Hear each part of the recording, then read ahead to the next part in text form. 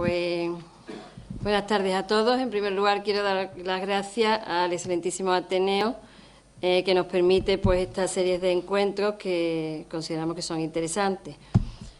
A José Manuel por sus cariñosas palabras y, por supuesto, a todos ustedes porque sin vuestra asistencia pues este tipo de actos no tendría sentido.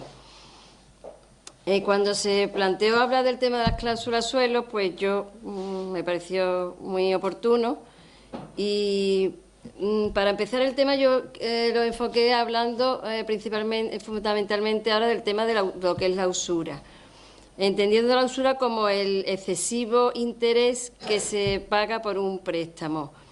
La usura no es nueva en nuestro país, ya los reyes católicos la usaron para expulsar a los judíos en el año 1492, pero cuando por primera vez se regula es en el año 1908 con la llamada Ley Azcárate, que es una ley que a pesar de ser tan antigua, pues está vigente y aunque tiene algunos artículos derogados, pero muchos de ellos están todavía vigentes. Y en su artículo 1, y leo textualmente para no equivocarme, dice: será nulo todo contrato de préstamo en que se estipule un interés notablemente superior al interés del dinero y manifiestamente desproporcionado con las circunstancias del caso o en condiciones tales que resulte aquel leonino, habiendo motivos para estimar que ha sido aceptado por el prestatario a causa de su situación angustiosa,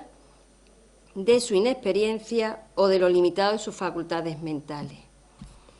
Y para entenderlo mejor, yo he querido fijarme en la palabra leonino, que no es más que el adjetivo de la palabra león, y hace referencia a una fábula de Esopo del año VI a.C., que se llama Las partes del león, en la que cuenta que un león, un zorro y un asno acordaron salir de caza y repartir el botín en 3 partes iguales. Entonces, el león mató al asno y le dijo: esta parte es para mí, me corresponde, porque hemos correspondido, vamos a medias. Soy el rey de la selva y me corresponde. Esta otra, como somos 2 y vamos a media, también me corresponde. Y le dice al zorra: y esta también, si no quieres que te ocurra lo mismo que al asno. Entonces, yo esto lo veo como un símil con lo que ha ocurrido con la banca. Es que gana sí o sí. ¿Por qué? Porque es la parte fuerte. Y el consumidor, que es la parte débil, pues es la que tiene que perder. Esto que parece una barbaridad, pues ha venido sucediendo mucho más de lo que nosotros nos creemos. De forma que la ley no habla de un porcentaje mínimo para entender un préstamo usurario, pero sí ha habido muchas sentencias que ponen límite al tipo de interés. No las voy a enumerar porque creo que no vienen al caso, pero sí hay una de un magistrado, amigo y conocido por algunos de los que estamos aquí, de Rafael Salazar, del Tribunal Supremo, ha estado ejerciendo aquí muchos años en la jurisdicción de Sevilla, del Tribunal Supremo del año 2015, en el que declaró nula una cláusula en un préstamo por usurario consistente en un préstamo a un consumidor de crédito personal de 30.000 euros, con un interés del 24,6%. Entonces, este consumidor de los 30.000 euros utilizó, voy a hacer números redondos, tengo las cantidades, pero vamos, para hacer números redondos, utilizó 25.000 euros y le generaron unos intereses de 18.000 euros, de forma que después de haber pagado 31.000 euros al banco, todavía le reclamaba 12.000 euros. Entonces puso una reclamación y el Tribunal Supremo se lo estimó y declaró nula la cláusula porque eran unos intereses totalmente abusivos.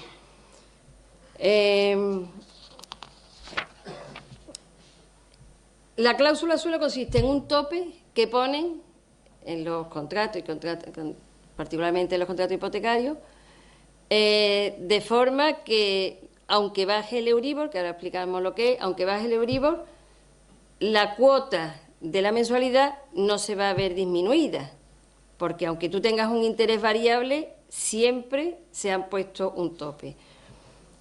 ¿Cómo surge el tema de las cláusulas suelo? Pues el tema de las cláusulas suelo empezaron a introducirlas los bancos.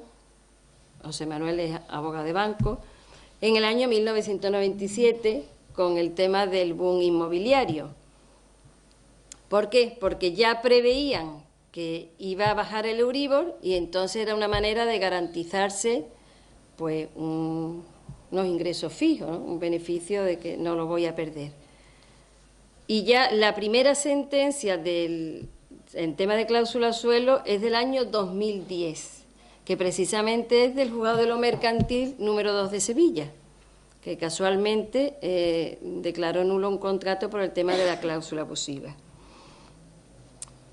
¿Qué es el Euribor? Hay que entender qué es el Euribor. Pues el Euribor es el tipo de interés, el índice que tienen establecido los bancos europeos por prestarse el dinero unos a otros. ¿Y cómo se calcula? Pues la media aritmética simple del tipo de interés al que ofertan los bancos el dinero. Por eso ahora se está hablando de que, como está en negativo, de que incluso podría llegar, es complicado, pero vamos, que podría llegar el hecho de que tuvieran que devolver el dinero, porque ahora mismo el dinero es cero, no es gratis, digamos, el dinero que se están prestando. Bueno, no por el tema del diferencial, pero vamos, ahora mismo es cero. ¿Qué pasa con el proceso del Euribor? Pues que desde el 2002, bueno, España lo adopta en el año 2000, antes teníamos el MIBOR y ahora es el Euribor, desde que el euro se adoptó como moneda única europea. Entonces, a partir del año 2000, pues el Euribor, a partir del 2002, el Euribor empezó a bajar. Se mantuvo durante los 2003, 2004, 2005, al final del 2006 empezó a bajar, 2007, y ya a partir del 2008 fue una caída escandalosa. De forma que en el año 2008 el Euribor estaba a un 5,41 y en el 2009 a 1,61. Es decir, en un año había bajado casi un 4%. En relación con el Euribor tendríamos que distinguir entre intereses remuneratorios y los intereses moratorios. ¿Por qué? Porque es lo que nos va a marcar ahora, lo que vamos a hablar. Los intereses remuneratorios, ¿qué son? Pues son aquellos que el usuario paga al banco por el hecho de haberte prestado el dinero. Y los intereses remuneratorios son aquellos, estos no tienen un límite, el banco puede establecer lo que quiera, y el interés moratorio son aquellos que se paga al banco por no pagar la cuota en su momento. Es decir, tú tienes que pagar el día 15, si lo pagas el 25, pues tienes ahí un interés de demora. Y estos sí tienen un límite. No puede ser superior a 2,5 veces el importe del valor del dinero. Pues habiéndonos hecho ya un poquito la idea de qué es la cláusula suelo, de cómo surge, de qué elementos intervienen en la cláusula suelo, tendríamos que ver ahora en qué supuesto esa cláusula suelo es abusiva, porque no todas las cláusulas suelo son abusivas. Entonces, condición imprescindible es que sea abusiva para que se declare nula, para que tenga derecho al reintegro, que es lo que todos pretendemos, al reintegro de los intereses indebidamente cobrados e indebidamente pagados. Y la cláusula suelo abusiva está recogida en una directiva europea que se define, leo textualmente, como aquella estipulación que, incluida en un contrato, no ha sido negociada individualmente con el consumidor y que causa un desequilibrio importante en los derechos y obligaciones de las partes contratantes. Es decir, tienen que darse esas condiciones de que no haya sido negociada con el consumidor y que provoque un desequilibrio importante entre las dos partes.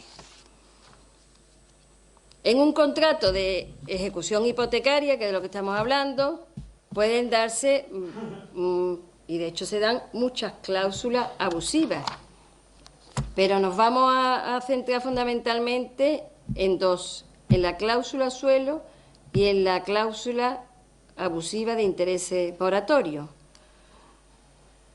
Pero también existen otras cláusulas que las vemos con muchísima frecuencia en la escritura de hipoteca, que es la de calcular los intereses a 360 días en vez de a 365, es decir, el saldo se cierra a 360, pero después los intereses a 365, con lo cual estamos regalando al banco pues 5 días de intereses. Las que se pagan en divisa, los redondeos, si es un 24%, lo redondean al 25%, si es un 48% al 50%. Todo eso pues es beneficio que va obteniendo el banco, la entidad financiera, a costa del consumidor. Como hemos dicho, la cláusula suelo es el tipo de interés mínimo que se paga y que tendríamos que fijarnos en esa cláusula si nosotros tenemos interés fijo o interés variable, que es como sabemos si tenemos cláusula suelo. Si tenemos interés fijo, pues no nos pasa nada, no nos preocupamos porque haya la variabilidad que haya, no nos va a preocupar. Tenemos que tener en cuenta que el Euribor se actualiza diariamente y se publica en el Boletín Oficial del Estado, a partir de las 11 o por ahí, que cuando se establece el índice que va a tener el Euribor. Y si tenemos interés variable, ¿cómo sabemos si tenemos cláusula suelo? Pues tenemos que distinguir, que tenemos que ver en el tipo de interés variable qué nos puede a nosotros hacer sospechar que tenemos interés variable. Bueno, yo sé que aquí hay muchos de los asistentes muy cualificados, pero no todo el mundo está tan cualificado y les surge, bueno, ¿y qué hago yo? Tengo interés variable, tengo cláusula suelo. Pues una de las causas, una de las sospechas que podemos tener es si vemos que el Euribor sigue bajando y nuestra cuota mensual sigue igual que hace muchos años. De hecho, la primera demanda surgió así, la formó la OCU porque veía que el Euribor iba bajando y que sus usuarios y sus asociados seguían pagando la misma cuota, ¿no? ¿Cómo sabemos que la cláusula suelo puede ser abusiva? Pues porque si nos dirigimos normalmente están en la estipulación tercera de las escrituras, está así un poquito camuflada con túnel hipotecario, con límite de variabilidad, todo lo que supone el límite. Un suelo no puede ser mayor que X y el techo no puede ser superior a Y, con esas fórmulas que hace pensar que el usuario no está muy informado. Para que sea, hemos dicho antes, para que sea tiene que ser negociada, es decir, tiene que haber transparencia para que no existiese esa abusividad y esa posible nulidad. Y es por lo que las sentencias que están anulando las cláusulas suelo se basan fundamentalmente en la falta de transparencia. Ahora hay algunos que te dicen que si está en negrilla, que si no está en negrilla, pero bueno, yo creo que eso forma un poco parte de la casuística. Entonces, con este panorama, llegamos a la sentencia del famosa sentencia de mayo del 93 del Tribunal Supremo, que efectivamente... Del 2013, 9 de mayo del 2013, ¿qué he dicho? Del 93. Ah, del 2013. Entonces, que dice que efectivamente declara nula ese tipo de cláusulas abusivas. Esto fue recurrido y el Tribunal Constitucional, en marzo del 2015, da la razón y dice que sí, que son abusivas y que retrotrae los efectos a la fecha de la sentencia anterior de 9 de mayo del 2013. Pero con posterioridad y muy recientemente, porque ha sido el 21 de diciembre del 2016, el Tribunal de Justicia de la Unión Europea da un poquito ahí de tirón de oreja, ¿no?, a los tribunales nuestros, y dice que, bueno, que no tiene competencia el Tribunal Superior para fijar el tiempo de la cláusula suelo. Vamos, parece que es lógico, además, porque yo entiendo que si una cosa es nula, debe ser nula desde su origen, no desde... Imaginemos, yo he pensado algunas veces, imaginemos que por mecánica de los tribunales, en vez de salir la sentencia en marzo del 2015, sale en el 2016. Pues ahí es un año que se come, o que hubiese salido antes si los tribunales van ligeritos, que desgraciadamente no. Entonces, aquí es cuando ya ahora se forma el tema de qué hacer, ¿no? Pues ¿qué es lo que hay que hacer? Pues reclamar la cláusula suelo, que ya hemos visto, si ya he detectado que tengo cláusula suelo, que puede ser abusiva, pues hay que reclamarla. Entonces, el Gobierno, en colaboración, vamos, con el apoyo, entre otros, del Partido Socialista y de Ciudadanos, ha elaborado el Real Decreto 1/2017, que se publicó, en el que crea un mecanismo con la idea de, bueno, de facilitar al usuario la mecánica para obtener el reintegro del dinero, que es lo que todo el mundo queremos, ¿no?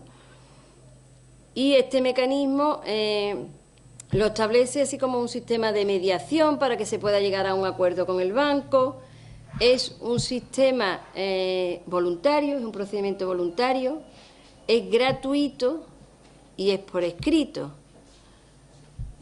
Al día de hoy, la mayoría de los bancos han establecido un modelo normalizado que se puede bajar desde incluso de la página web o las oficinas de los bancos, se puede coger, y todos los titulares del crédito hipotecario tienen que presentarlo, firmarlo.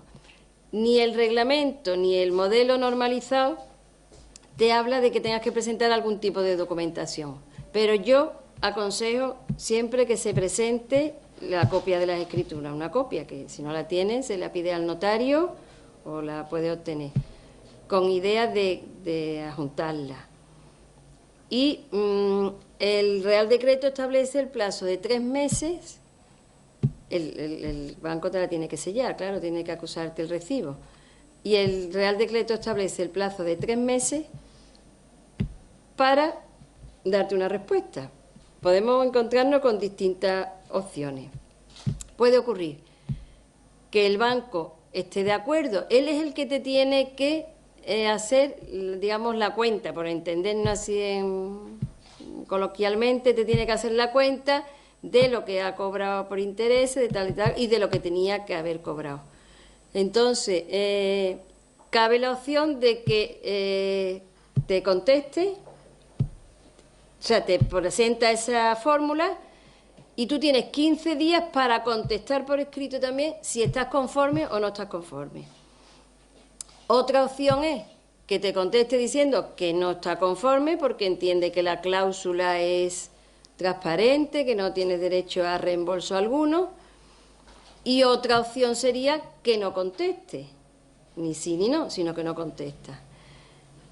En la primera opción, o la primera posibilidad, puede ocurrir que el banco te diga que está conforme y que te plantee una fórmula de darte el dinero en efectivo o proponerte que lo, digamos, como que lo invierte en amortización de la parte de crédito que te queda por amortizar. Eso ya sí que es una negociación que hay que hacer con ellos, también en función, eso son cosas muy personales, en función de la cuantía que te quede, de lo que te reintegren, de las circunstancias, del tratamiento fiscal que hay que darle a esas cantidades, que no es lo mismo que lo haga en efectivo como que lo amortice. Y en el segundo caso, si te contestan, pero diciéndote con la negativa de que no estás de acuerdo, no están de acuerdo porque te tienes que exponer las razones por las cuales, ahí se acabaría ya la vía esta que abre el Gobierno, que es una reclamación previa, con lo cual no te queda más que o sea, asistir a la vía judicial, una reclamación ante los tribunales.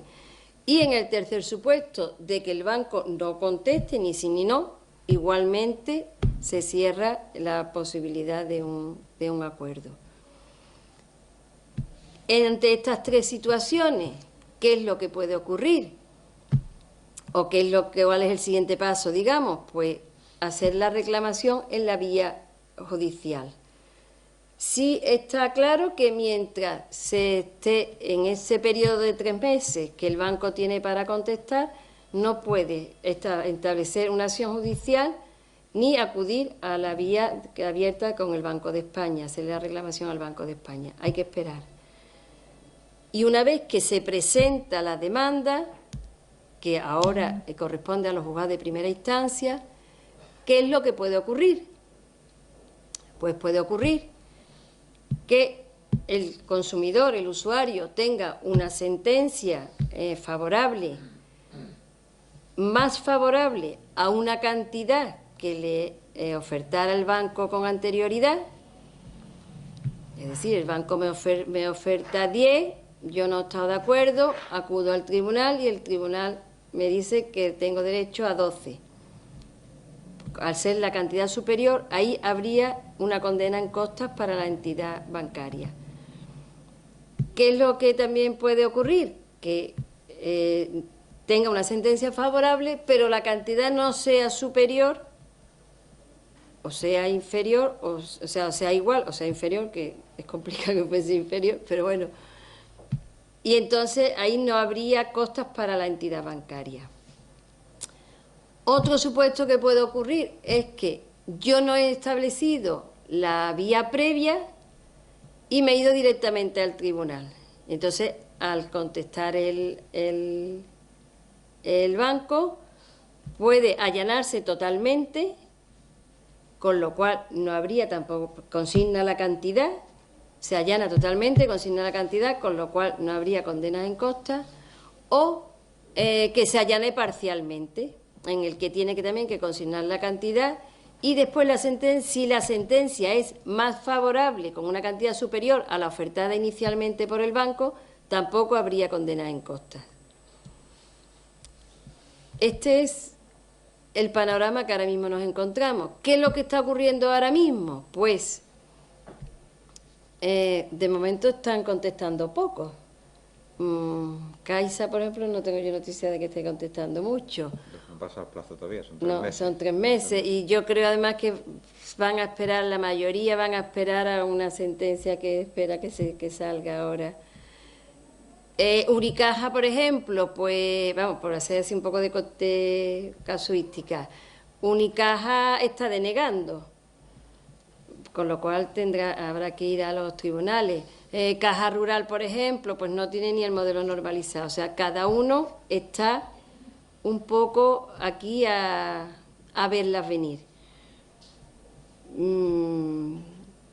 Fundamentalmente esto, hay otro tipo de reclamación que no es la cláusula suelo, pero que es como consecuencia, se están reclamando, que es el tema de los gastos bancarios, de los gastos hipotecarios. Eso no está claro, pero yo lo veo en el tema de la directiva europea, que al hablarte de un desequilibrio desproporcionado entre las partes, pues yo lo veo desproporcionado, la verdad, porque es un tema impuesto por el banco, él es el que tiene interés en que esa escritura, en que ese préstamo se escriture, y yo creo que eso es una cosa que habrá que pelearlo, vamos. ¿Dónde va a estar el tema a partir de ahora de la sentencia del Tribunal de Justicia de la Unión Europea? Pues yo creo que fundamentalmente en el tema de la transparencia, de que el banco pueda acreditar que lo negoció individualmente, que le informó, que el usuario sabía lo que estaba firmando, y eso parece ser que de momento no está siendo tan fácil. No sé, tú, ¿cómo abogado de banco, que a lo mejor tiene otra visión distinta a la mía, puede aportar. Oye, que esto es yo, vamos, por mi parte, esto es más o menos lo que quería comentar, vamos, es el tema cómo surgen las cláusulas suelo, por qué, si la tengo, si es abusiva, qué puedo hacer y qué me puedo encontrar una vez que la haga. Ese era más o menos el esquema. Y bueno, aquí tenemos un experto, así que tú apostilla todo lo que quieras. Muchas gracias, María Ángeles. Yo...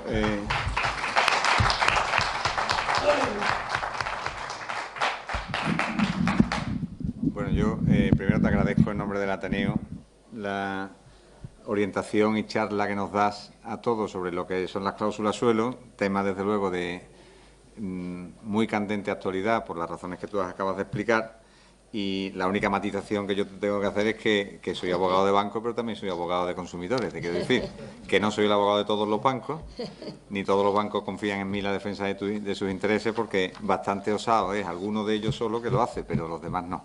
Entonces, quiero decir que las cláusulas suelo también me ha tocado profesionalmente dirigir la defensa de algún consumidor, de muchos consumidores que las reclaman, ¿no? Como tú bien has dicho, María Ángeles, has empezado muy gráficamente, muy certeramente, desde mi punto de vista, has empezado tu charla aludiendo a la ley de la usura, aludiendo a lo que es la ley de la usura, que estamos en 2017 y es una de las leyes más antiguas que continúan vigentes en el ordenamiento jurídico, porque es una ley que tiene casi 110 años de antigüedad, es de 1908. Ley que se llama Ley Azcárate porque el ministro de Justicia en aquella época, cuando se promulgó, era don Gumersindo Azcárate, ministro de Justicia, que fue el propulsor de esta ley. Y si tú me permites, porque me ha llamado la atención la primera página de tu intervención, cuando el artículo primero dice que será nulo todo el contrato de préstamo en que se estipule un interés notablemente superior al interés del dinero y manifiestamente desproporcionado con las circunstancias del caso o en condiciones tales que resulta que es leonino, y muy gráficamente ha explicado de dónde procede el adjetivo leonino, que es sobre todo gráfico, ¿no? Porque no se puede ser más expresivo. Habiendo motivos para estimar que ha sido aceptado por el prestatario a causa de su situación angustiosa, de su inexperiencia o de lo limitado de sus facultades mentales. Quiere decir, el propio artículo primero de esta ley de 1908 a lo que alude es a una situación de inferioridad. Es decir, que el consumidor, el prestatario, el que pide un préstamo a una entidad financiera, lo hace o admite el interés elevadísimo, desproporcionado, lo hace por una situación angustiosa, por fruto de su inexperiencia o porque tenga limitadas sus facultades mentales. Es muy gráfico este artículo. ¿Por qué digo esto? Porque ya entonces, en 1908, se empieza a inspirar el legislador en una situación de necesaria protección al débil frente al fuerte. El derecho de los consumidores y usuarios empieza así.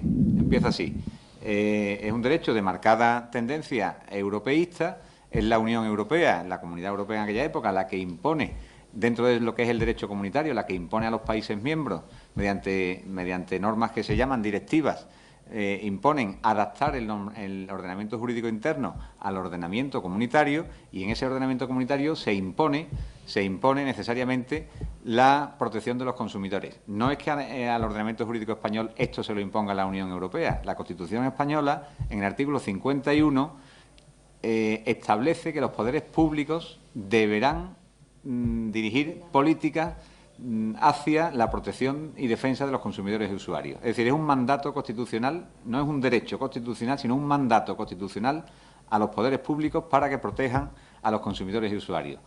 El ordenamiento jurídico, los poderes públicos hacen caso de lo que les obliga la Constitución. Y en el año 1984, creo que fue, se promulga una Ley General para la Defensa de los Consumidores y Usuarios, que después ha sido refundida recientemente, en el año 2007, en un texto refundido que es el que aglutina la normativa estatal sobre protección y defensa de los consumidores y usuarios. Y es en esa normativa donde se establecen lo que son las cláusulas abusivas. ¿Qué son las cláusulas abusivas? Aquellas que, como bien ha dicho María Ángeles en su exposición,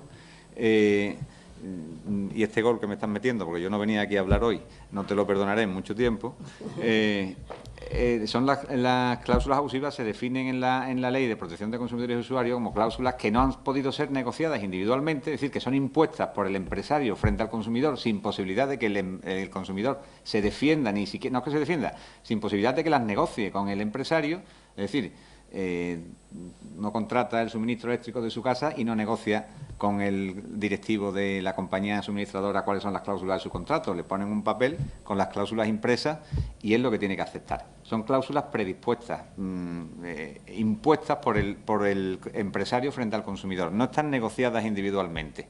Y, en segundo lugar, la segunda característica de las cláusulas abusivas es que no permiten, reflejan una desproporción, un desequilibrio en las contraprestaciones recíprocas de las dos partes, ¿no?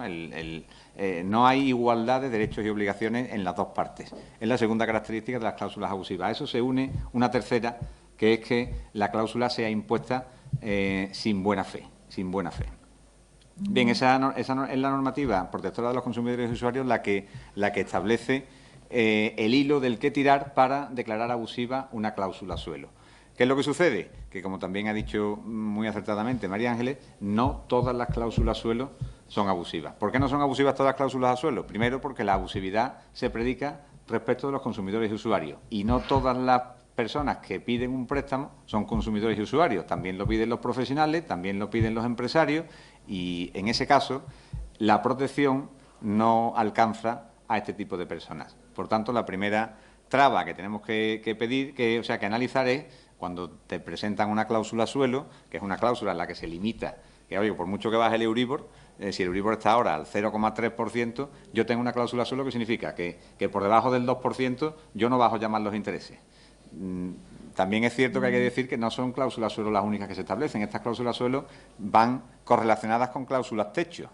Es decir, que el banco, igual que te dice, yo no te voy a bajar los intereses por debajo del 3,5%, aunque el Euribor baje por medio, tampoco te los voy a subir por encima del 10%, aunque los intereses suban por encima del 10%. Claro, ¿Qué es lo que pasa? Eso es lo que, eso es lo que te confunde. Que el banco habitualmente sabe que no van a subir nunca del 10%. Es que tú ves una escritura que te dice cláusula techo al 15%. Pues si no ha subido más del 5%. Claro. Entonces, claro, ¿a ti qué es lo que te interesa? ¿Yo cuánto voy a pagarme? ¿Qué es lo que la gente dice? ¿Yo cuánto puedo pagarme? 500 euros. Pues ya está. Tú dices, que no voy a pagar más que esto, pero no te fijas, porque nadie te lo explicaba además, en que está en el 4, en el 3 o en el 5. Eso es una de las cosas que yo entiendo que están ahí camufladas y que dan lugar a la... Entonces, lo que sucede es que, primero, tenemos que determinar si una cláusula suelo, para que sea declarada abusiva, tiene que afectar a un consumidor. Que, insisto, no en todos los casos no son así. Hay personas que piden una cláusula suelo pues para su negocio, para su trabajo profesional, no que piden una cláusula suelo, que piden un préstamo que contiene una cláusula suelo. Y, por tanto, la protección de los consumidores y usuarios no les va a alcanzar, y eso hay que tenerlo muy en claro.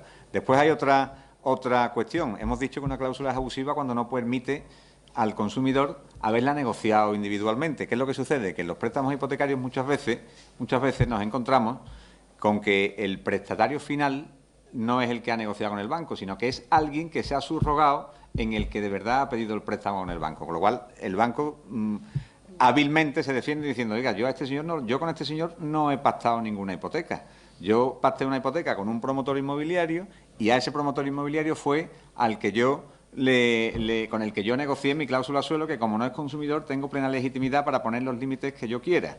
Y, sin embargo, es el promotor inmobiliario o quien sea el que después ha cedido el crédito hipotecario al que ha comprado la vivienda, que yo no lo conozco, que yo habré consentido que se subrogue en su posición, pero yo no conozco ni he negociado con él, ni por tanto se me puede reprochar que yo le haya impuesto nada. Yo a quien se las impuse fue a un profesional que es igual de profesional que yo y que, por tanto, tiene la misma libertad de negociar que tengo yo.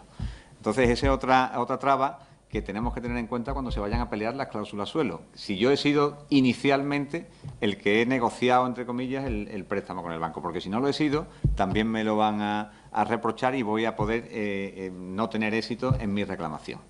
Y después, pues hay otro tipo de defensa que los bancos a la que los bancos acuden con cierta frecuencia, que es cuando son capaces de demostrar que ha habido una negociación.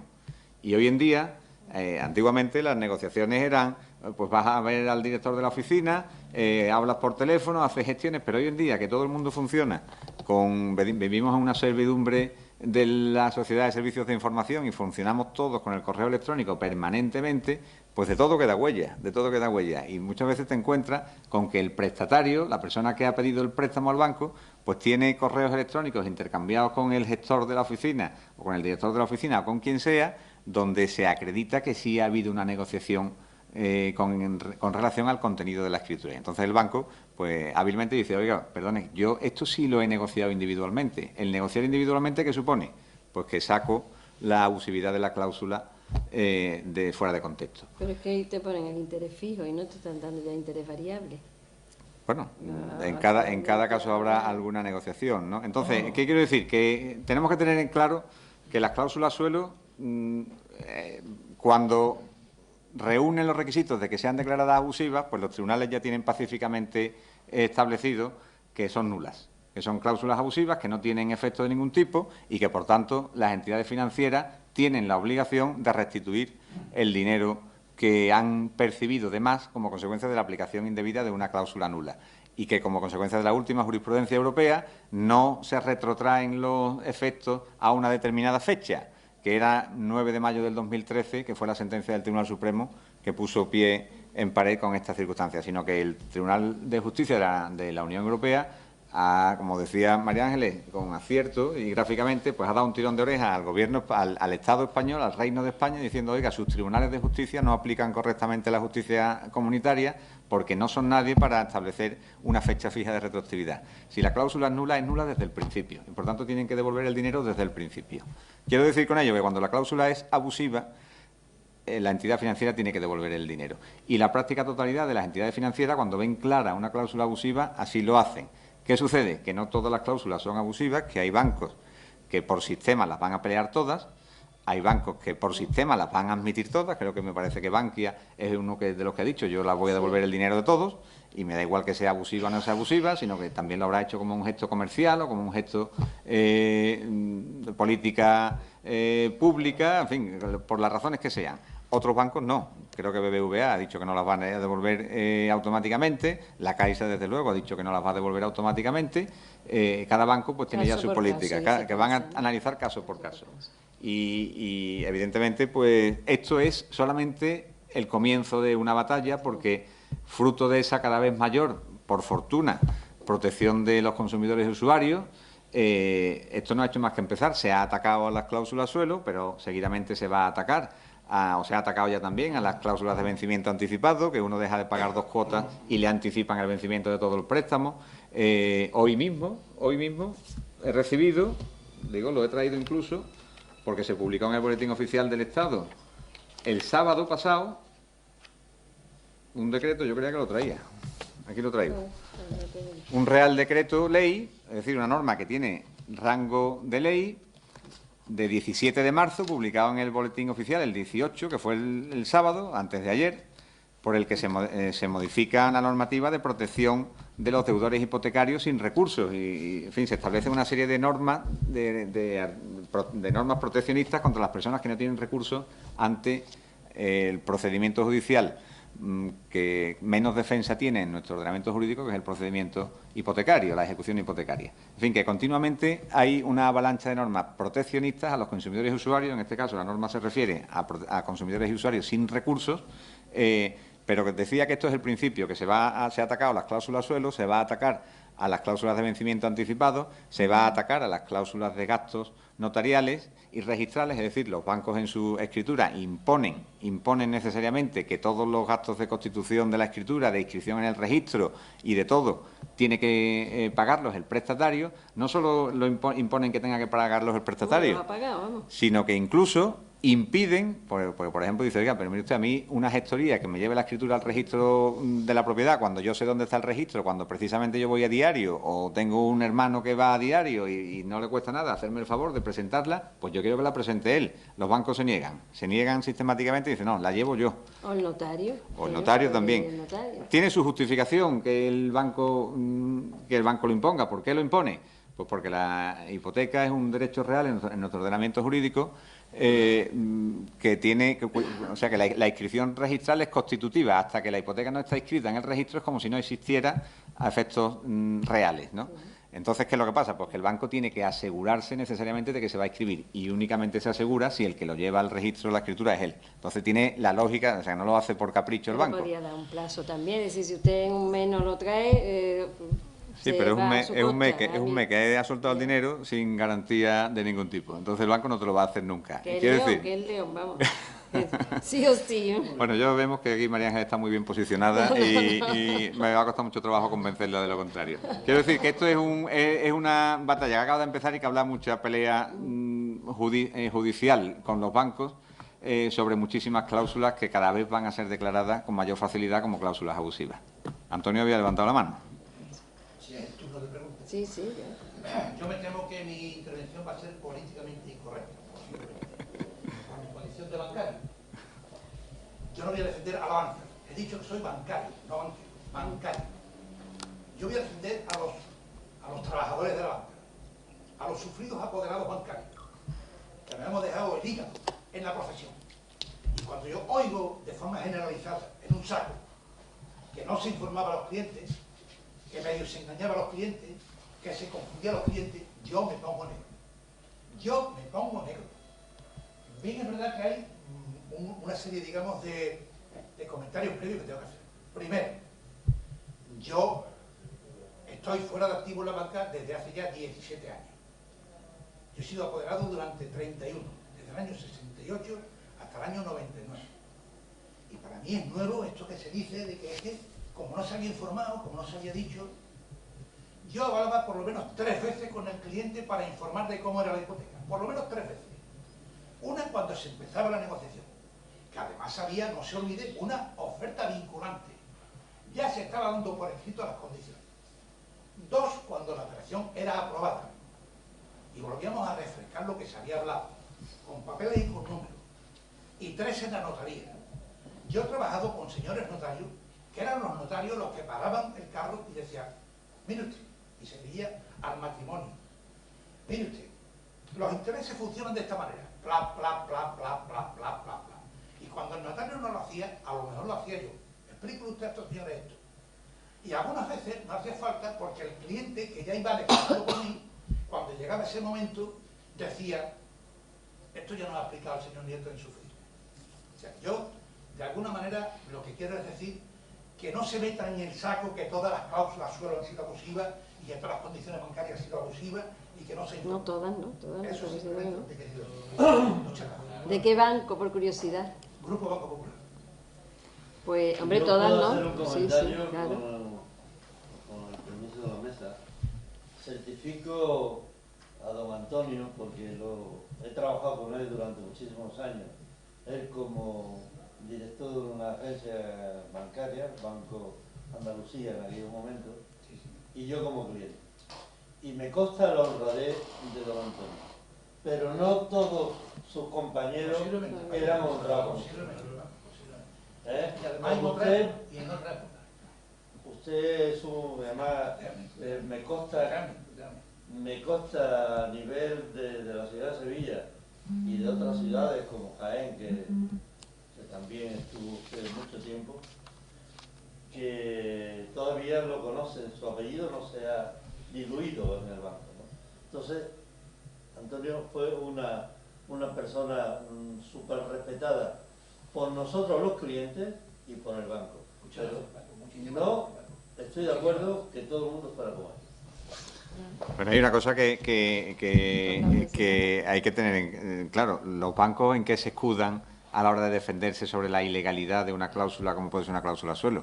Pues que en un préstamo hipotecario, para que nazca como tal, se requieren dos exigencias. Una, que se formalice y protocolice ante notario, y segunda, que se inscriba en el registro de la propiedad.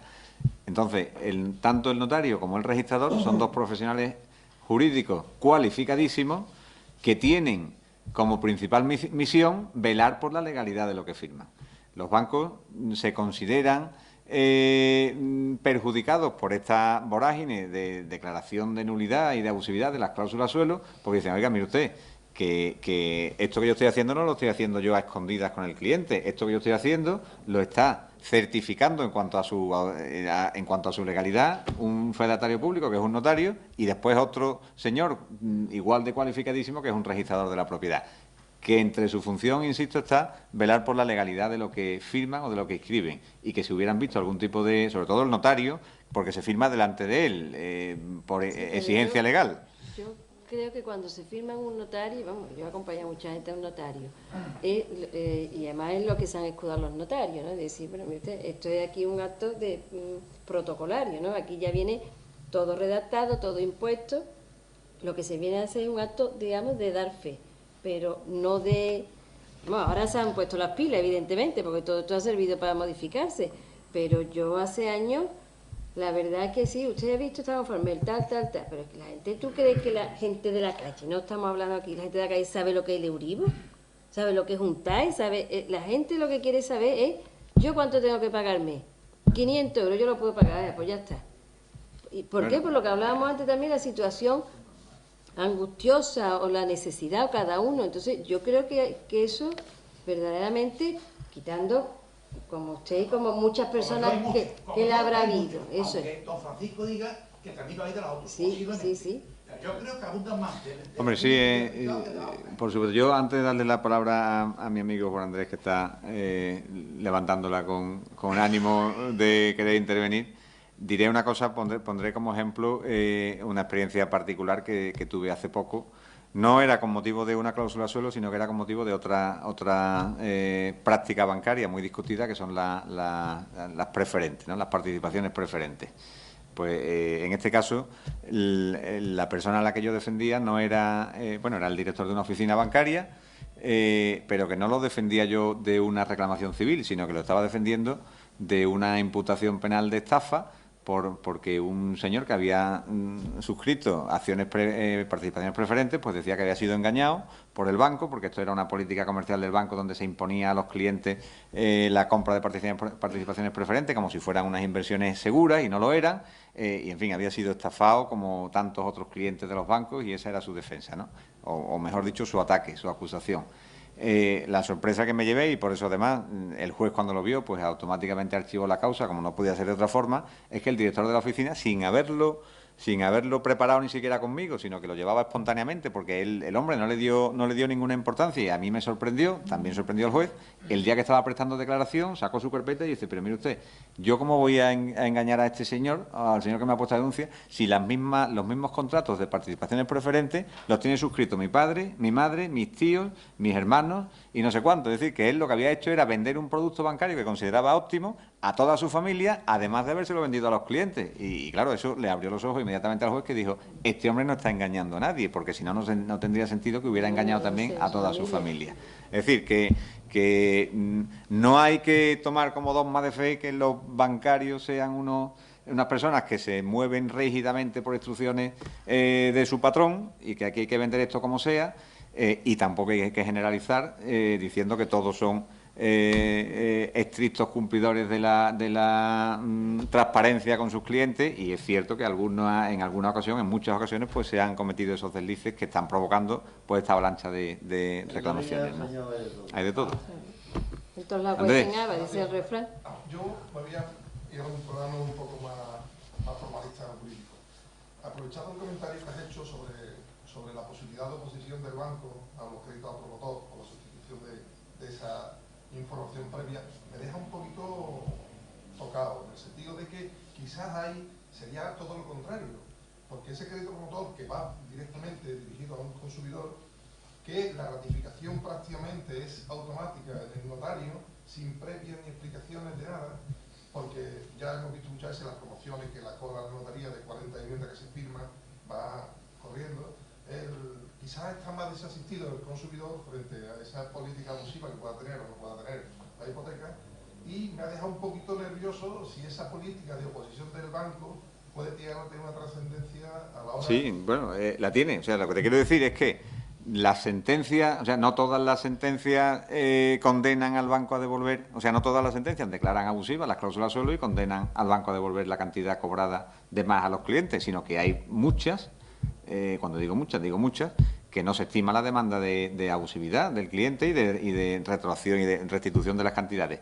Y entre las que los bancos ganan están aquellas en las que el consumidor final es un consumidor que se ha subrogado en un préstamo hipotecario que no negoció directamente con el banco.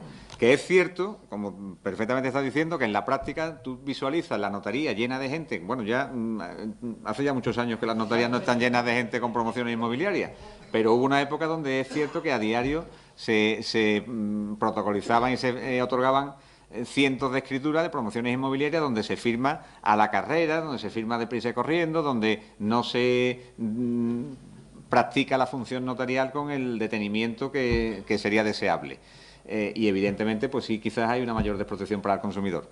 Pero desde luego, la definición legal hoy por hoy que establece la Ley General para la Defensa de los Consumidores y Usuarios de una cláusula abusiva es aquella que no se negocia individualmente. Y el banco dice, oiga, si yo a este señor no le conozco, yo no he negociado el préstamo con él, ¿cómo va a negociar él conmigo individualmente? Yo negocié con otro y ese otro era un profesional. Entonces, por ahí los bancos se escapan. Pero eso sí dará la opción, entiendo yo, a que ese consumidor ponga una demanda individual, basado precisamente en eso, en que si yo no lo negocié individualmente, bien que faculte a una persona, otorgue el poder, pero como una cosa subsidiaria, porque le da ese poder porque tú quieres la vivienda.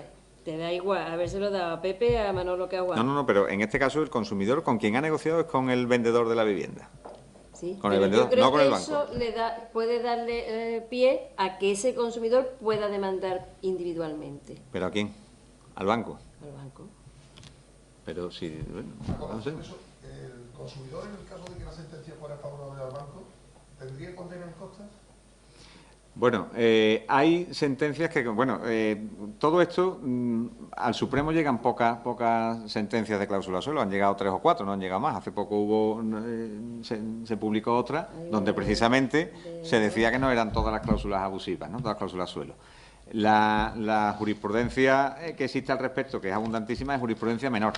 Y como es jurisprudencia menor, es decir, de audiencias provinciales, pues hay 50 audiencias provinciales en este país y no todas tienen el mismo criterio. Hay audiencias provinciales que son muy pro consumidores, hay audiencias provinciales que son pro bancos. Yo pongo el ejemplo, por ejemplo, la audiencia de Huelva.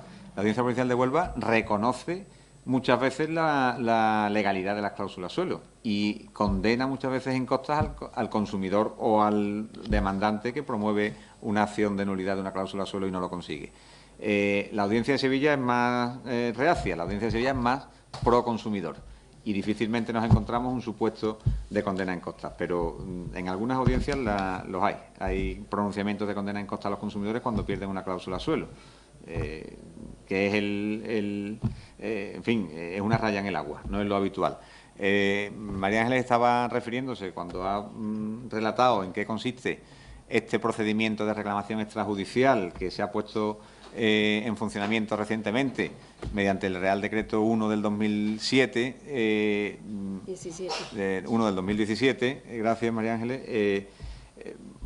La inquietud no debe ser, la inquietud de los consumidores que vayan a reclamar las cláusulas suelo no debe ser la condena en costas. Es muy difícil que haya condena en costas a un consumidor.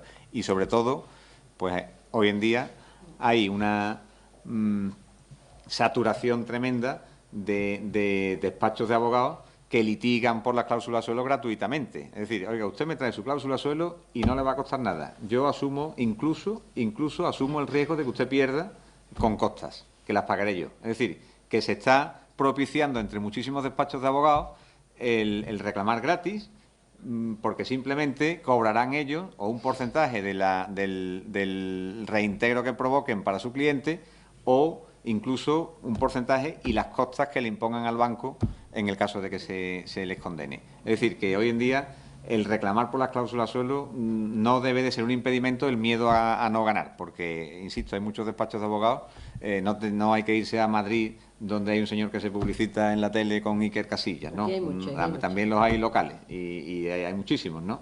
En fin, yo no, desde luego, mi despacho no lo hace, pero pues, entre otras cosas no podemos hacerlo, porque somos un despacho que defiende, en este caso, a una concreta entidad bancaria.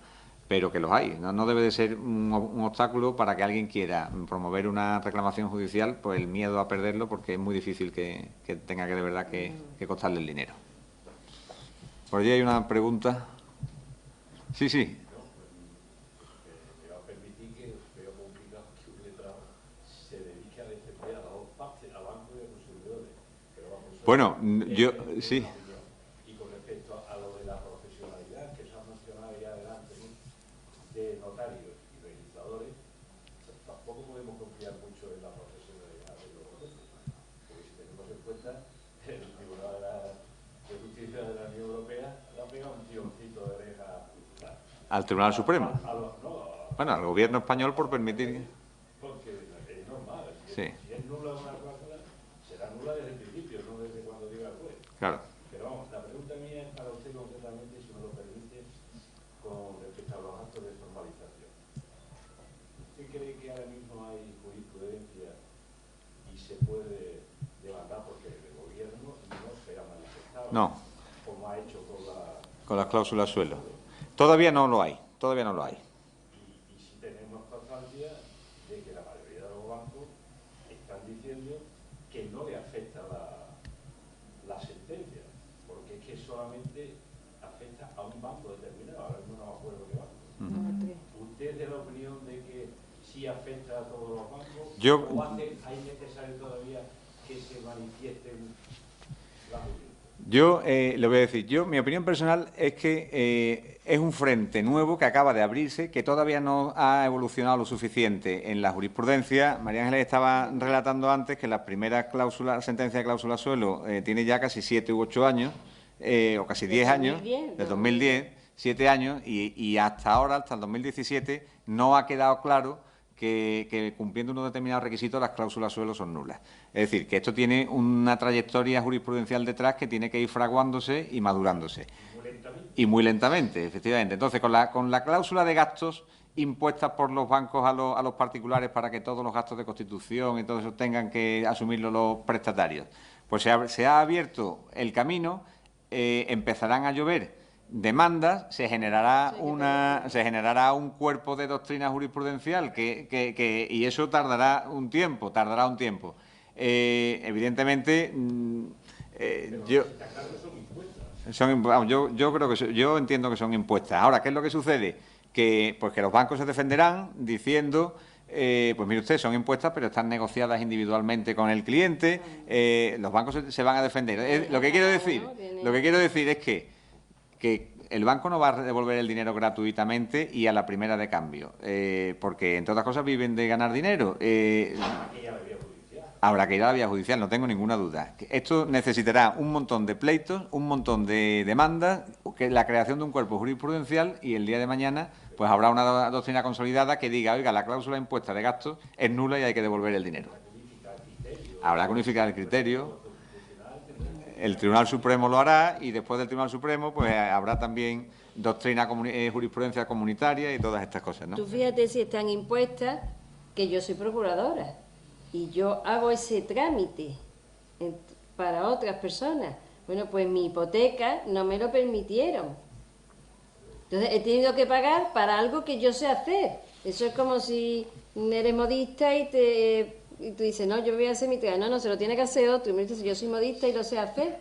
Pues fíjate. Ese señor de que informa al banco, y no informa ni se negocia. Sí, pero es que habrá de todo. Ahora. Sí.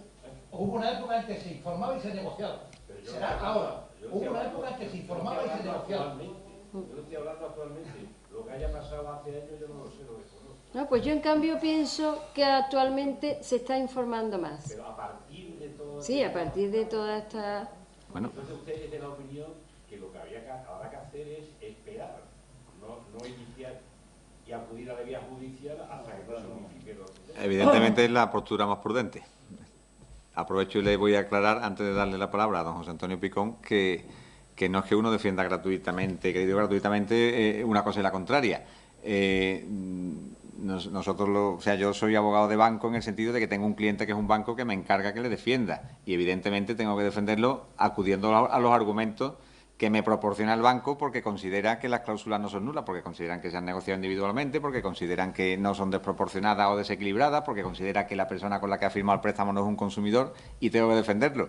Si paralelamente, no contra ese mismo banco, porque lo tengo deontológicamente prohibido, pero contra otra entidad bancaria, me viene un consumidor diciendo, oiga, mire usted, yo soy un consumidor, yo no sé ni siquiera leer o escribir, o lo sé hacer muy mal, no entiendo matemática financiera, no entiendo el alcance jurídico de estas expresiones, no me las ha explicado nadie, me las han impuesto y se dan los requisitos para que la cláusula sea abusiva, evidentemente le voy a aconsejar que demande y le puedo prestar ese asesoramiento sin incurrir en ningún tipo de incompatibilidad. Otra cosa sería que yo ese asesoramiento se lo prestara en contra de mi cliente, que es el mismo banco. Eso lo tengo completamente prohibido y es hasta delictivo, Pero, en fin, no es el caso, José Antonio. Muchas gracias. Bueno, en primer lugar, felicitar a María Ángeles, Mi amigo, por la sencillez con que ha explicado una cosa tan compleja y también a José Manuel por la claridad con que expone sus argumentos, ¿no? Yo soy abogado en ejercicio y diariamente veo, en fin, la alarma social que ha alcanzado el tema de las cláusulas suelo. Digo alarma social por utilizar un término amplio, ¿no? Yo creo que casi epidémico, derivado de una situación social concreta y se ha instalado en el cuerpo judicial unos criterios que son pacíficos, como dicen, pero que efectivamente en la calle está todo el mundo, por lo menos a mí me llega, el que está pagando, preguntando qué puede hacer para reclamar, y el que dejó de pagar, y me voy a ceñir una cuestión técnica, pero que creo que es práctica, sacando la escritura del cajón a ver si puede reclamar. Me refiero a la prescripción, a la caducidad, al plazo que tienen los consumidores por ceñirnos solo a una serie de sujetos a los que les afecta las cláusulas suelo, que hay más, pero vamos, hablando de consumidores. Aquellos que han obtenido ya una sentencia, que le reconocen el derecho a cobrar los intereses desde mayo del año 2013, pueden reclamar retroactivamente, ahora y mediante qué acción y en qué plazo, las cantidades que pudieran considerar desde el momento en que se les reconoce la hipoteca. Claro, sí. Y aquellos que han dejado, que terminaron de pagar la hipoteca, es decir, que terminaron con su préstamo, ¿qué plazo tienen para reclamar esas cantidades si hay una declaración expresa de nulidad radical o de nulidad absoluta? Si hay un plazo de caducidad de 4 años para reclamar, o es imprescriptible la nulidad y en consecuencia tenemos toda la vida para poder reclamarle al banco, incluso, no lo sé. De hecho, pues se Bueno, habla de 10 años también. Pero sí. sin duda alguna tiene un encaje práctico en la calle, porque la gente, como digo, a mi despacho, clientes de otras materias me dicen, que yo tengo una hipoteca que terminé de pagar, yo puedo reclamar, que es bastante habitual este tipo de preguntas, ¿no? Bien, sí. Bueno, te agradezco tu intervención, José Antonio, porque, en fin, porque es una intervención a la que yo muy práctica y tú sabes del respeto profesional que yo te profeso. Entonces, a mí el tema de la prescripción no se me ha planteado. El Código Civil lo establece claramente que las acciones de nulidad prescriben a los 4 años. ¿Es imprescriptible? Yo creo que no es imprescriptible. O sea, muy pocas acciones son imprescriptibles en nuestro ordenamiento. Están tasadas. El paso del tiempo sin ejercitar un derecho, el ordenamiento jurídico lo castiga. Oiga, si usted no ejerce sus derechos a tiempo, pues está dando a entender o está evidenciando que no los va a ejercer ya nunca. Y por eso establece las reglas de la prescripción o de la caducidad. La acción de nulidad es una acción de caducidad y tiene un plazo marcado de 4 años. A mí no se me ha planteado en la práctica todavía ningún supuesto de que la reclamación sea extemporánea o esté prescrita o esté caducada. Pero yo me inclino por pensar, bueno, primero que son instituciones jurídicas de aplicación restrictiva, porque son limitadoras de derecho y la jurisprudencia establece que cuando un derecho se limita por el plazo del tiempo, pues esa institución de la prescripción o de la caducidad se tiene que aplicar con carácter restrictivo.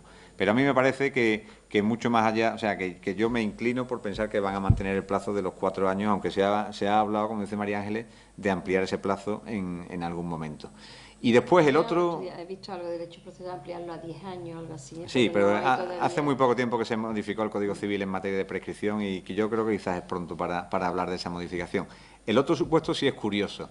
Supuesto de persona que reclama a un banco, y además eso sí se nos ha planteado en la práctica, supuesto de una persona que reclama a un banco la nulidad de su cláusula suelo y la restitución de todas las cantidades desde el principio. Y sin embargo, los tribunales le dan la razón, pero de acuerdo con la doctrina del Tribunal Supremo, limitan al 9 de mayo de 2013 la restitución de las cantidades. Y dice, a partir del 9 de mayo, usted tiene derecho a que se le restituyan las cantidades, del 9 de mayo para atrás no, porque no había jurisprudencia al respecto. Como el Tribunal Europeo ha dicho ahora que eso es nulo, la acción que se plantea, la que yo creo que, modestamente, que es aplicable, es no volver a reclamar judicialmente porque es un supuesto de cosa juzgada. Y la cosa juzgada impide volver a juzgar una cosa que ya ha sido resuelta judicialmente. Entonces, como eso está impedido por virtud de ese principio de cosa juzgada, la única opción que queda al reclamante es promover una reclamación al Estado español por funcionamiento anormal de la Administración de Justicia. Ese es el camino que en alguna ocasión se ha emprendido ya y creo que con resultado positivo. Es decir, yo como ya no puedo reclamar judicialmente al banco porque ya se me ha resuelto por un juez mi pleito con el banco y me ha dicho el juez que solamente del 9 de mayo del 2013 en adelante, como eso que ha hecho el juez está mal hecho, y no es que lo diga yo, sino que lo dice el Tribunal de Justicia de la Unión Europea, pues entonces y el Tribunal de Justicia lo que dice que es el Estado español, el Reino de España, el que ha hecho mal, permitiendo que sus tribunales resuelvan estos pleitos de esta manera, el responsable último es el Estado español. Por tanto, lo que procede es un pleito de carácter administrativo contra el Estado por mal funcionamiento de la Administración de Justicia en este caso. Eso lo va a poner muy poca gente, pero imagino que cuando haya una colectividad suficiente, porque nadie se mete en un pleito contra el Estado así porque sí, cuando haya una colectividad suficiente, amparada por organizaciones de consumidores, que las hay y muchas, y muy habilidosas desde el punto de vista jurídico, cuando haya una colectividad suficiente, será cuando se promuevan esos pleitos que vaticino que van a ser satisfactorios, ¿no? De todas formas, aquel que reclamó solamente... El que reclamó solamente desde el 2013 sí tiene la vía abierta si no le ha prescrito, si no le ha caducado. Si no le... Sí. Amplío demanda, no amplío, que hago... Cierto. Es complejo. Sobre todo lo de la caducidad de los 4 años, que mucha gente dice, oye, yo terminé de pagar, ¿qué tiempo tiene? Pero hay algunos compañeros que defienden que es nulidad de pleno derecho... Imprescriptible. Y te lo dicen así... Sí. Yo tengo mis dudas, claro. Pero puede ser, es una interpretación válida, claro. ¿Cómo se resuelve? Después, un comentario final, no profesional, pero que al hilo de lo que tú dices, que traigo aquí esto, yo traigo una anécdota de un director de un banco de hoy día que se ha citado aquí, donde me ha dicho, mira que a partir de ya la comisión de apertura de préstamos hipotecarios es de 1.100 euros. Comisión de estudio. Quiero decir, que los bancos no van a pagar, creo yo, todo este gasto, sino que lo vamos a pagar los españoles. Efectivamente. Solicitemos hipotecas en el futuro. Efectivamente. Sí, nuestros hijos, probablemente. Efectivamente. Sí, no, los bancos, el negocio es un negocio financiero y tienen que hacer sus números y cuadrar sus cuentas. Si ya no van a ganar dinero de esta forma, tienen que buscar la alternativa. Está protegido por el gobierno, porque la sentencia del Tribunal Constitucional lo que decía era que los bancos iban a ganar menos, vamos, que iba a ser un desequilibrio para... Sí, pero que lo que está diciendo José Antonio es que te lo van a cobrar por tu sitio. No podemos olvidar que gracias a todos esos préstamos hipotecarios, bueno, ha habido un boom inmobiliario, pero también se ha construido en España cantidad de viviendas que han satisfecho la demanda que había. Es decir, que aquí nadie ha obligado a nadie a comprar. Así es. ¿Desde cuándo operaría la caducidad de la prescripción? ¿De qué fecha operaría? Pues yo creo que desde que, 4 años, 4 antes de que haya terminado. Claro, desde que dejes de pagar. Desde el último pago que haces, 4 años. Ahora, también sería, ¿qué te va a decir el banco? ¿No? 4 años es el último plazo. El anterior ya es 4 años y 1 mes. El anterior ya es 4 años y 2 meses. Eso ya están prescritos o ha caducado la acción. No lo sé, Juan Andrés. Yo Yo creo que Yo creo que es cuando finaliza terminas la el, hipoteca, cuando terminas cuando el- finaliza la hipoteca. cuando el último plazo, cuando terminas el último plazo, yo creo que es lo más razonable. Está viva, que haya terminado, has dejado de pagar ya porque has cumplido. Se ha extinguido por cumplimiento. Que considero que es nulo y que me tienen que devolver. Yo creo que es desde que termina. Bien, pues si no hay ninguna pregunta más, ninguna inquietud, ninguna intervención, pues yo les agradezco en nombre del Ateneo su presencia en este acto y sobre todo agradezco a María Ángeles la conferencia con la que nos ha ilustrado a todos. Espero que haya sido de utilidad y espero volver a coincidir con ella en algún acto cultural o científico de los que esta casa presume de difundir con muchísimo éxito. Muchas gracias a todos.